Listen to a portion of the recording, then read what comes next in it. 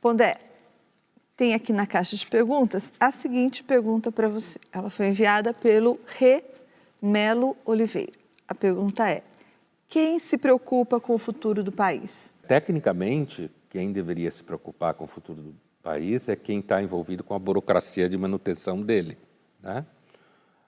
Seja aqueles que trabalham no Poder Legislativo, não só os eleitos, no Executivo, no Judiciário. Agora, eu tenho a impressão que grande parte do povo brasileiro não consegue nem pensar no futuro do país, porque mal consegue pensar no seu próprio futuro. Vocês vão comer amanhã, né? E quando você está pensando que você vai comer hoje e amanhã, o que é o futuro do país? É uma abstração. E quem tem muito para comer? A elite econômica brasileira se preocupa? Eu acho que a elite econômica brasileira se preocupa... Veja bem, toda elite econômica, todo mundo que tem muito poder ao longo da história, sempre funcionou no sentido de manter muito o seu poder. Poder é uma realidade física, mais do que política.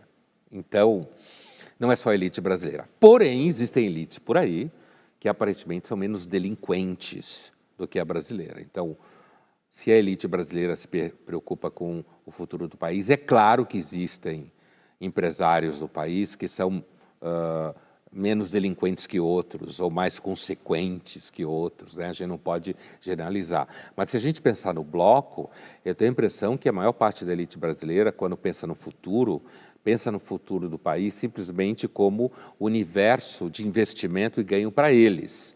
Porque quando você investe num lugar, esse lugar não pode virar uma lata de lixo. Porque se ele virar uma lata de lixo, você perde seu investimento. Então, seria normal de imaginar que quem investe num lugar, patrimônio, dinheiro, isso tudo, é alguém que tem uma preocupação de que aquele lugar se transforme num lugar melhor, certo? Para você poder ganhar mais dinheiro. Mas aqui países como o Brasil prova que você pode ganhar muito dinheiro mantendo a cidade próxima de onde você ganha dinheiro um lixo. Uma visão colonialista. Colonialista, exatamente. Eu acho que a elite brasileira, em grande parte, ela tem uma visão colonialista do próprio país. Então, quando você é colonizador, normalmente a relação é você extrai, no Império Britânico, no século XIX, você extrai, você ganha dinheiro, você produz riqueza. É claro que você leva ferrovias, não sei o quê, mas você produz riqueza e leva embora. Quando eu não estou dizendo que isso é legal, mas isso é um comportamento histórico de um poder do império que coloniza os outros. Só que a elite brasileira ela age da mesma forma em relação ao país. Ela parece olhar o país como uma colônia sua. Por isso que se fala que a elite brasileira não ultrapassou a capitania hereditária. Por quê? Porque você tem, por exemplo, no Brasil, regiões que são muito ricas e as cidades parecem entrepostos, quer dizer, a cidade é horrorosa, não tem nenhum investimento urbano, não tem nenhum cuidado com o espaço urbano e com a condição de vida das pessoas ali, e, no entanto, você tem riqueza gigantesca, gente muito rica ali.